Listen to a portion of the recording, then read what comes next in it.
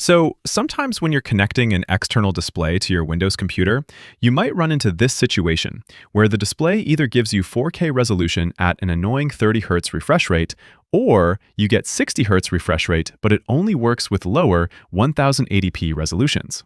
Like this one here. My monitor gives me a nice 4K resolution, but it looks choppy.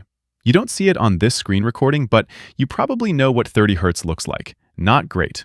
And when I go to change the refresh rate, it does offer me 60 Hz, but as soon as I change it, my resolution drops dramatically. And so does the image quality.